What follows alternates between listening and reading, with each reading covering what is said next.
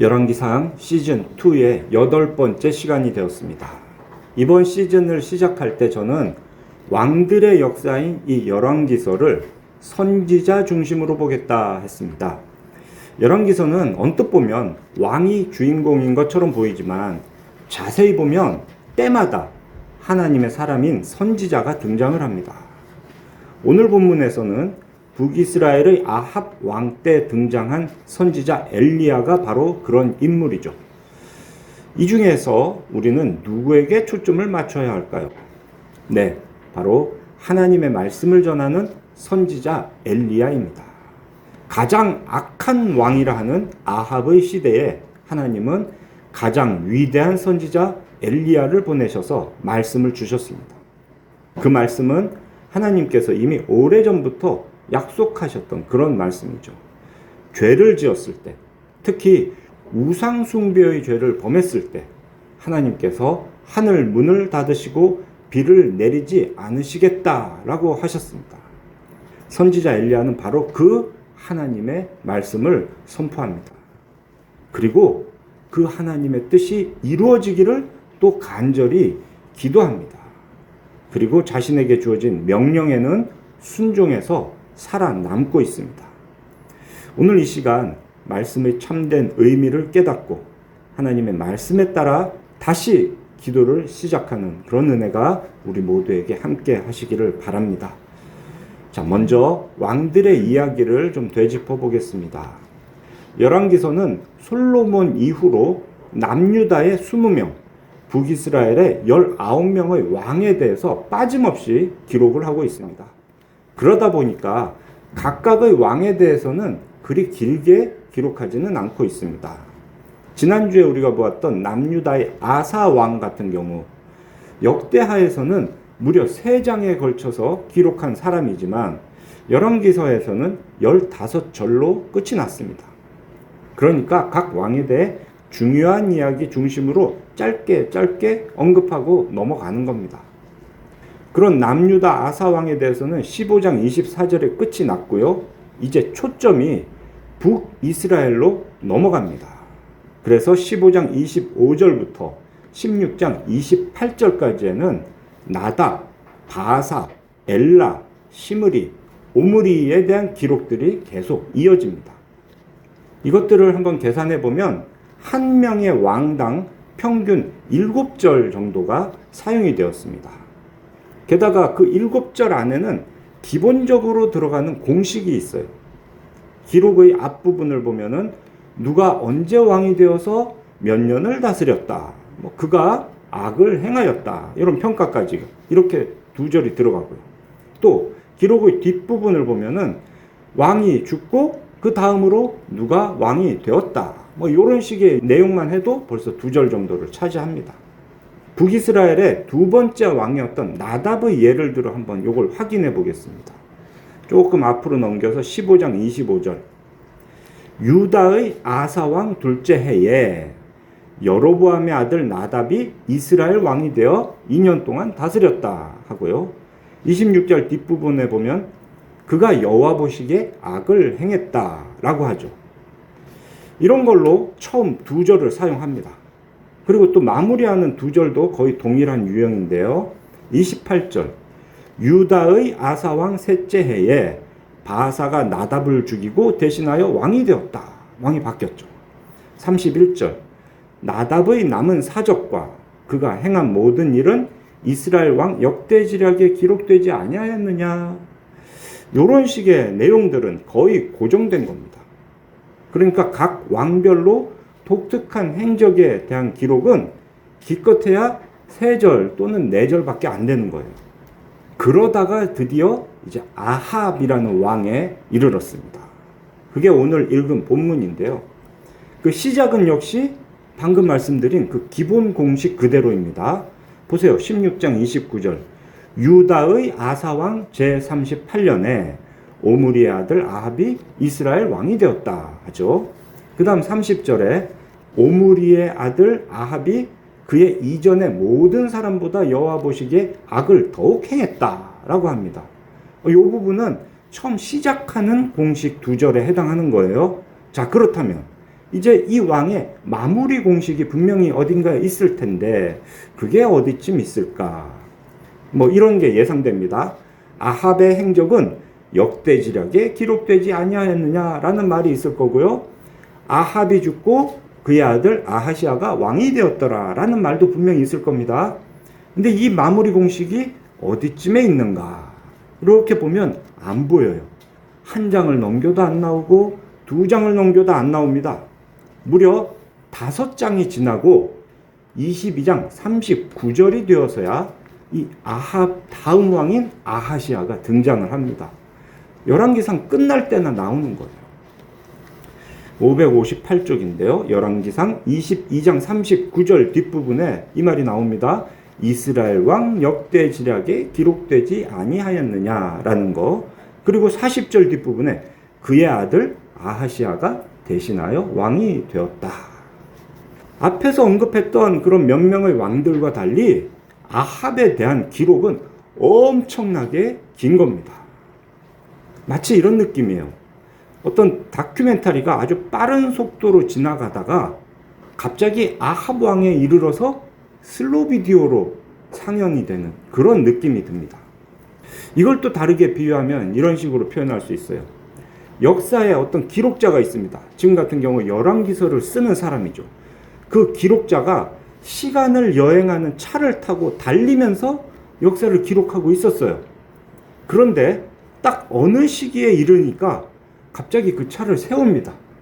그리고 그 기록자가 차에서 내려요. 천천히 걸어가면서 또 어떤 데서는 그냥 한 곳에 서서 머물면서 자세히 살펴보고 기록을 하는 것. 열왕기서의 기록자가 그렇게 쑥 지나가던 차에서 갑자기 멈춰 서서 내려서 자세히 보게 된 그런 계기가 뭘까요? 바로 북이스라엘의 죄 때문입니다. 북이스라엘은 항상 악한 왕들이 다스리고 죄로 가득 찼어요.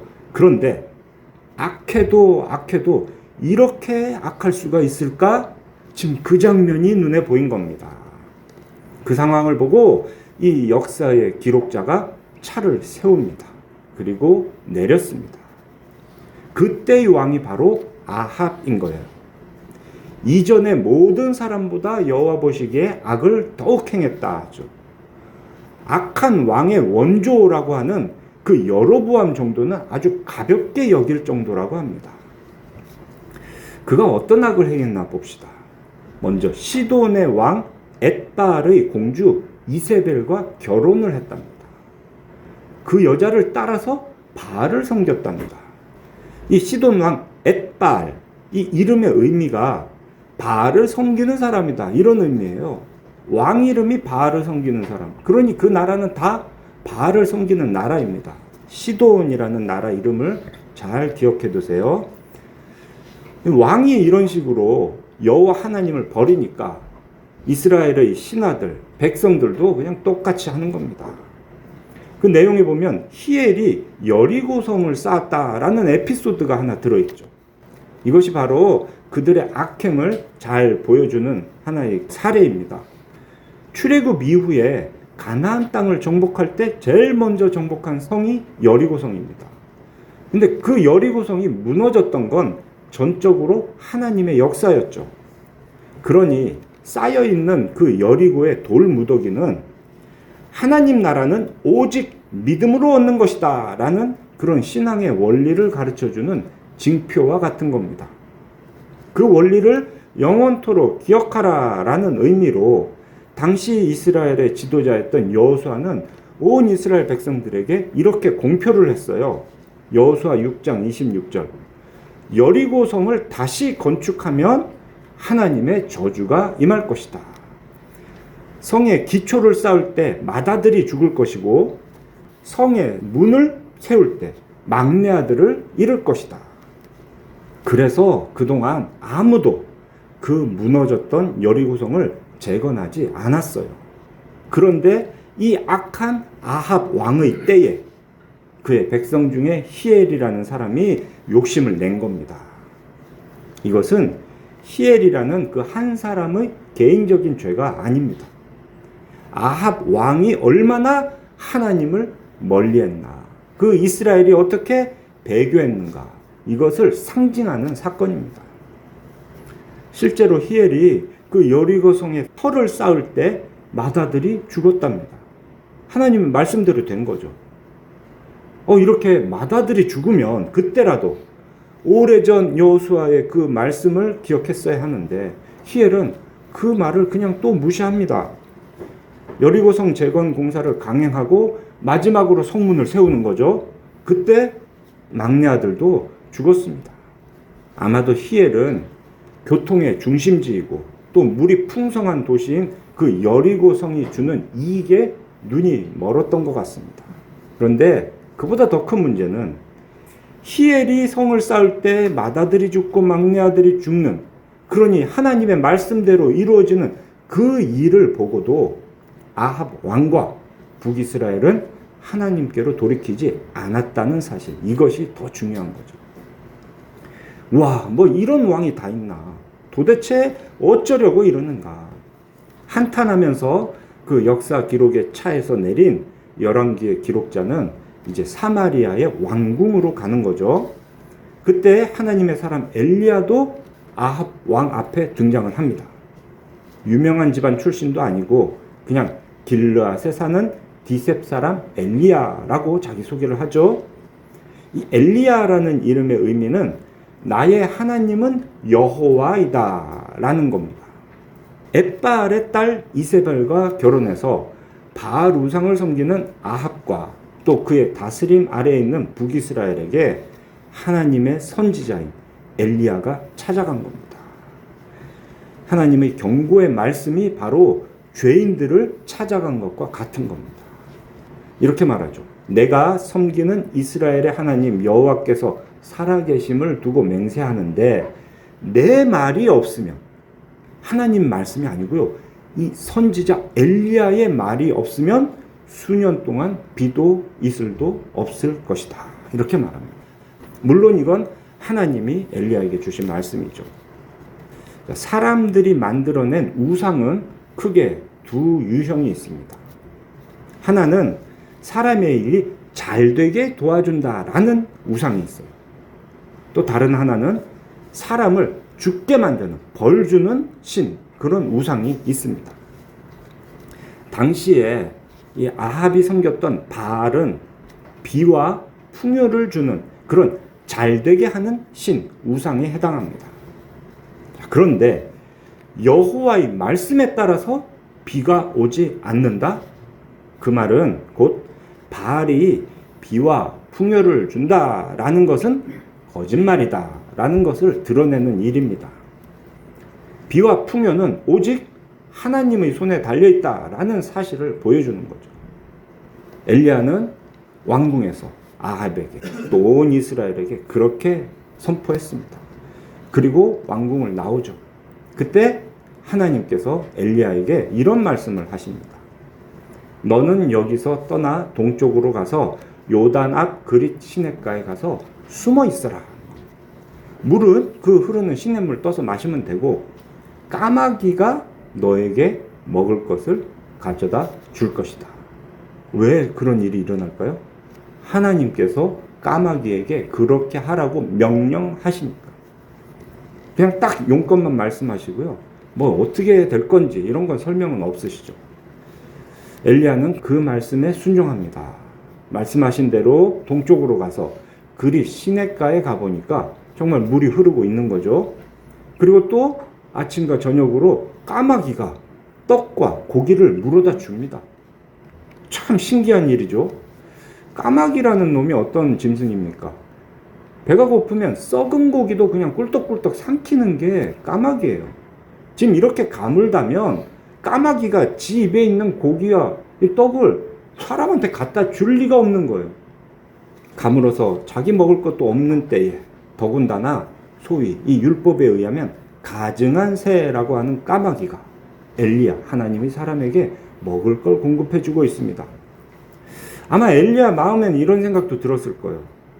하나님께서 미리 이렇게 될 거라고 내가 까마귀에게 명령했다라고 말씀하지 않으셨으면 아마 나는 까마귀가 주는 걸 먹지 않았을 거야. 왜? 부정한 짐승이니까. 자, 그렇게 날이 흐르는데 갈수록 가뭄은 심해집니다. 엘리야 이런 생각도 했을 거예요.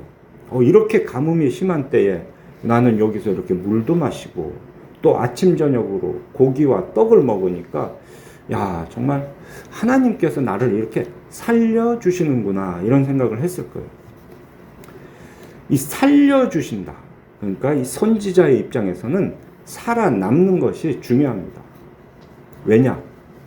때가 되면 내가 말을 해야 돼요. 하나님이 그때를 알려주시겠죠? 내가 이제 비가 올 거다라고 말하지 않으면 비가 안 내린단 말이에요. 엘리야가 그 말을 해야 비가 내립니다. 말 안 하면 비가 안 내리고 그러면 사람들이고 짐승들이고 다 죽어요. 엘리야가 원하는 건 그게 아닙니다. 엘리야는 그들을 살리기를 원합니다. 그래서 하는 일이 자기가 살아남는 거예요. 아합 왕에게 붙잡히지 않고 이 가뭄에 굶어 죽지 않고 살아남는 거. 그걸 위해서 하나님께서 이 일을 해주십니다. 어떻게든 살아남는 거, 이게 엘리야의 사명인 거죠. 이 이스라엘 백성들이 악하기는 하지만 자기 죄를 깨닫고 하나님께 돌아오게 하려면 내가 죽지 않아야 됩니다. 그래서 하나님은 엘리야를 살리시는 겁니다. 이런 마음이 있으니까 엘리야는 아마도 여기 책에는 기록되어 있지 않지만 계속해서 기도했을 겁니다. 그리 시냇가에서 뭐 하겠어요? 물 마시고 까마귀가 주는 거 먹고 또 하루 종일 기도했을 겁니다. 그런데 가뭄은 계속됩니다. 아직 하나님이 비가 온다고 말해라 라고 하지 않으셨습니까?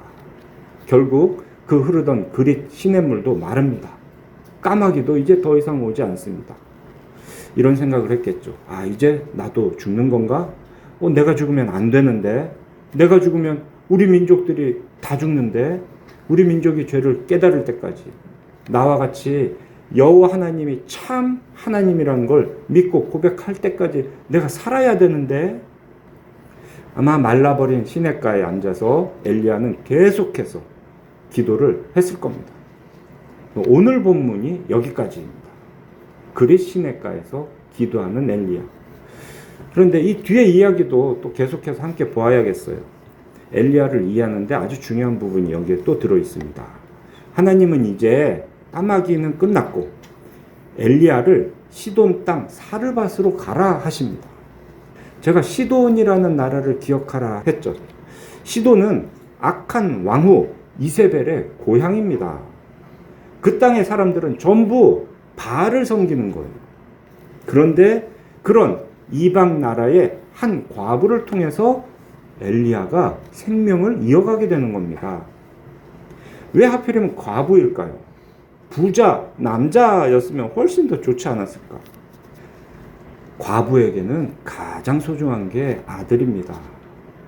까마귀가 자기 본성을 거슬려서 고기와 떡을 물어다 준 것처럼 과부는 모성을 거슬러서 자기 아들에게 먹일 마지막 음식을 엘리야에게 먹입니다. 있을 수가 없는 일이 일어나는 거예요. 그렇다고 해서 이 까마귀와 과부가 대단한 존재다라고 말할 것은 아닙니다. 그 까마귀에게 명령하시고 사르밧 과부에게 명령하셨던 그 하나님의 말씀대로 이루어진 것이죠. 까마귀 때와 다른 것은 이제는 엘리야 혼자가 아니라 똑같이 굶어 죽을 뻔했던 그 과부와 그녀의 아들도 같이 계속해서 살게 되었다라는 겁니다. 하나님의 말씀에 순종할 때 하나님은 반드시 돌봐 주십니다. 자, 그런데 갑자기 그 과부의 아들이 앓다가 죽어버립니다. 그때도 역시 엘리야는 기도를 하는 겁니다. 비가 안 온 것도 엘리야가 기도해서입니다. 나중에 비가 올 것도 엘리야가 기도해서입니다. 야고보서 5장 17절이 그걸 우리에게 분명히 가르쳐 줬어요. 엘리야의 이 일들이 기도해서 된 것이다. 성경이 우리와 똑같은 사람인 그 엘리야가 기도하니 이런 일들이 일어났다. 그 일과 이어지는 사건들, 그러니까 하나님께서 엘리야를 아합의 손에 잡혀 죽지 않게 숨기시고 까마귀를 통해 먹여 살리신 것도 엘리야가 기도해서 이루어진 거고요. 사르밧 과부를 통해서 계속되는 떡을 먹고 살게 된 것도 엘리야가 기도해서 이루어진 일인 겁니다. 그런데 정작 이런 일들이 열왕기상 17장에 기록이 안 돼 있어요. 비가 오게 기도, 비가 안 오게 기도, 먹을 거 달라고 기도, 이렇게 기도했다는 말은 없습니다. 엘리야가 기도했다라는 기록이 딱 한 번 나오는데 바로 이 아이가 죽었을 때입니다. 19절 이후로 죽은 아이를 안고 아무도 없는 자기 다락방에 올라가서 엘리야는 부르짖어 기도합니다. 내 하나님 여호와여, 주께서 또라는 말을 잘 보세요. 또 내가 우거하는 집 과부에게 재앙을 내리사 그 아들이 죽게 하셨나이까. 또 이미 지금까지 가뭄으로 온 이스라엘에 재앙을 내리시고 그 때문에 이 과부와 아들이 죽을 뻔했었는데 살려주셨단 말이에요. 그런데 또 기어이 죽게 하셨습니까? 그리고는 그 아이 위에 몸을 3번 펴서 엎드리고 여호와께 부르짖어 이 아이의 영혼이 몸으로 돌아와 살아나게 해달라고 기도합니다. 몸을 3번 펴서 엎드렸다 하니까 꼭 이게 무슨 주술행위 같은데요. 하나님께서 살려주실 때까지 자기 생명을 다해 기도하는 그런 모습을 표현한 겁니다. 나중에 보면 엘리사가 수넴 여인의 아들을 살릴 때도 그런 식으로 전심으로 기도합니다. 또 신약 성경에서 보면 바울이 졸다가 떨어져 죽었던 유두고라는 청년을 살릴 때도 그렇게 전심으로 기도합니다. 엘리야는 지금 마음이 너무 아파서 자기 가슴을 치며 간절히 하나님께 기도한 겁니다. 악한 왕과 또 이 악한 민족들에게 하나님 그 약속하신 벌 내리세요. 이렇게 기도한 게 아닌 거예요.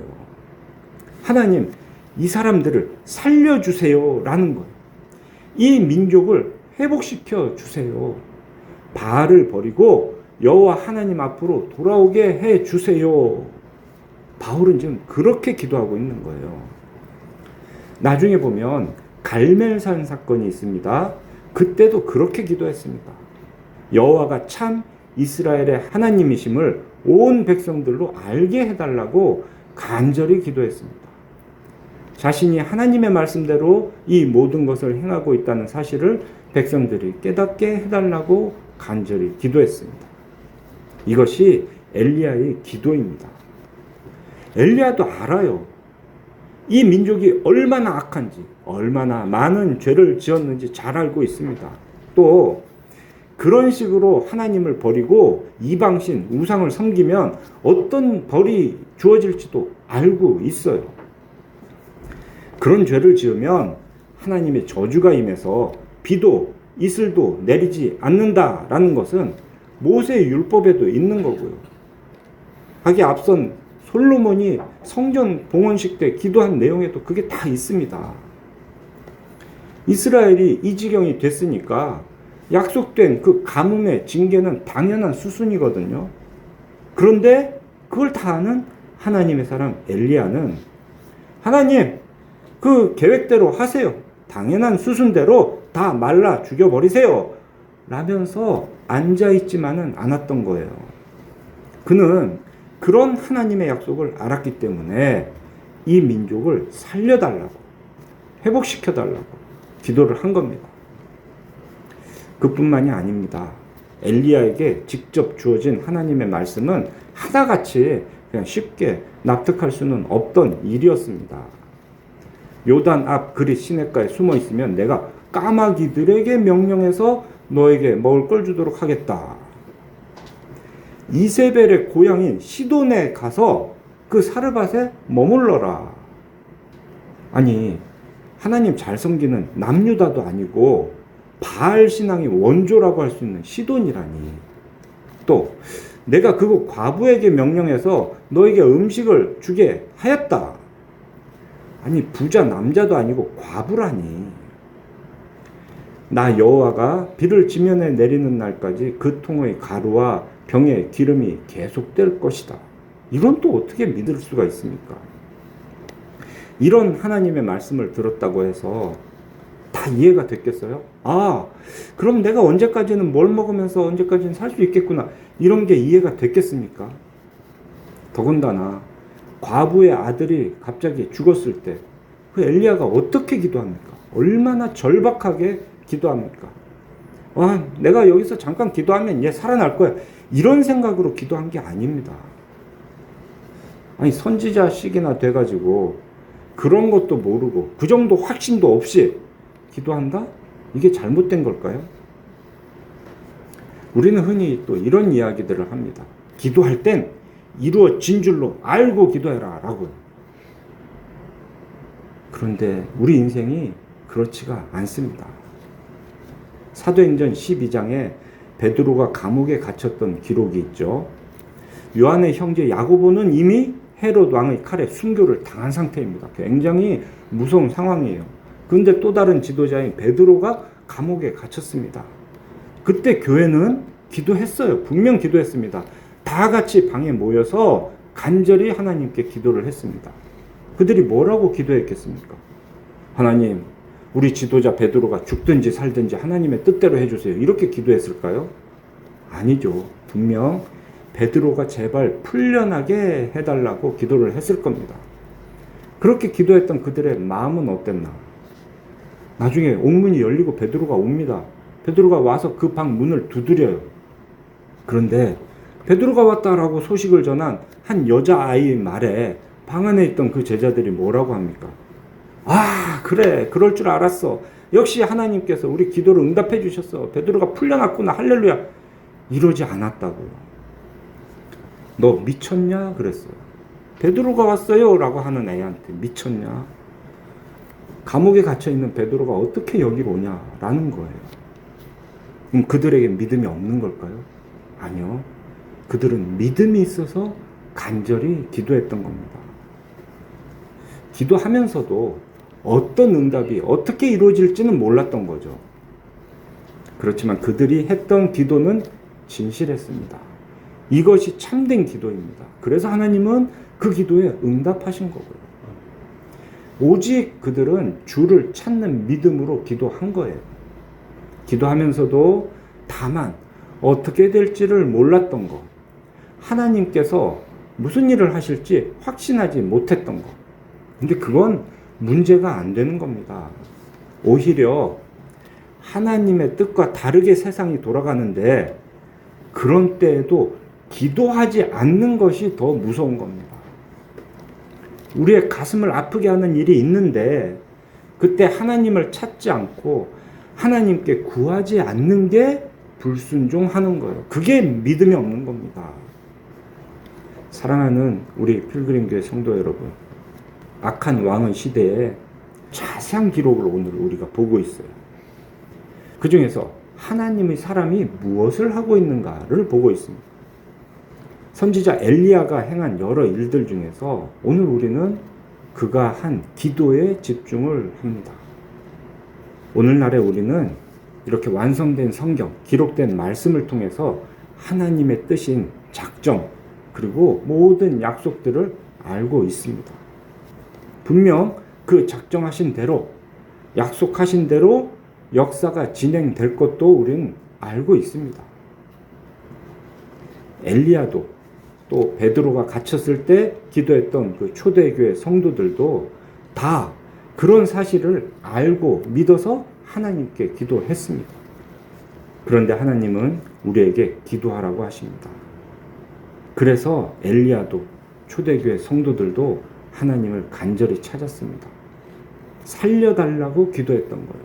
하나님이 다 하실 줄 알면서도 기도하라 하시니까 기도를 하는 겁니다.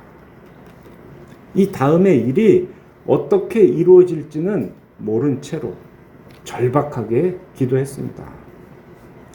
그렇게 결과를 확신하지 못하는 것, 미리 알지 못한 채 기도하는 것, 그것이 믿음이 없는 것이 아닙니다. 오히려 앞으로 어떻게 될지 나 다 알아 라고 하면서 기도하지 않는 것이 더 위험한 겁니다. 지금 우리가 처한 상황 중에 어느 것 하나 위태롭지 않은 것이 없습니다. 가장 악하다는 그 왕 아합이 다스렸던 북이스라엘의 때와 다를 바가 없습니다.